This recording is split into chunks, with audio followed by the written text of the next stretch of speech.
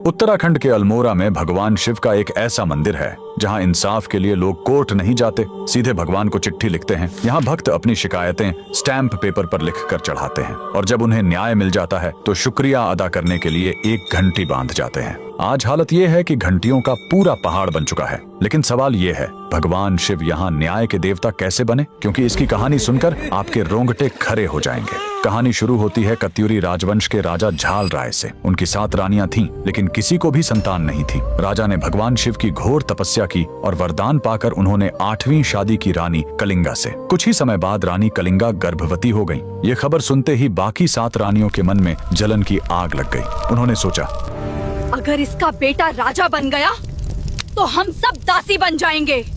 तभी उन्होंने एक खौफनाक साजिश रची। जब रानी कलिंगा ने बेटे को जन्म दिया तो उन रानियों ने छल से बच्चे को मां से दूर कर दिया, ये कहकर कि पहले कुलदेवी को दर्शन कराएंगे, और चुपके से उस नन्हे राजकुमार को एक टोकरी में रखकर बहती नदी में फेंक दिया। इतना ही नहीं, उन्होंने पालने में एक सिलबट्टा, मसाला पीसने वाला पत्थर रख दिया और राजा से झूठ बोला, महाराज अनर्थ हो गया, आपकी रानी ने इंसान को नहीं एक पत्थर को जन्म दिया है। राजा ने रानियों के बहकावे में आकर रानी कलिंगा को महल से निकालकर दासी बना दिया। लेकिन शिवजी की लीला देखिए, वो बच्चा नदी में एक मछुआरे को मिला जिसने उसे अपने बेटे की तरह पाला। जब वह बालक बड़ा हुआ तो उसे अपनी माँ के साथ हुए अन्याय का पता चला। वह बालक एक लकड़ी का घोड़ा लेकर उसी नदी किनारे पहुंचा जहां वो 7 रानियां थीं और घोड़े को पानी पिलाने की जिद करने लगा। रानियां जोर जोर से हंसने लगीं। अरे मूर्ख, कहीं लकड़ी का घोड़ा भी पानी पीता है?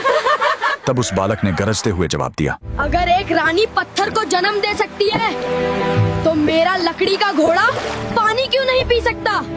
ये बात राजा तक पहुंची और सच सामने आ गया। राजा ने तुरंत अपनी रानी और बेटे को अपनाया और उन 7 रानियों को सजा दी। वही बालक आज पूरे उत्तराखंड में गोलू देवता यानी न्याय के देवता के रूप में पूजे जाते हैं। आज भी जब किसी को कोर्ट कचहरी से न्याय नहीं मिलता तो वो इन्हीं की शरण में आता है और खाली हाथ नहीं लौटता। इस अद्भुत देवता के लिए कमेंट में लिखें, जय गोलू देवता।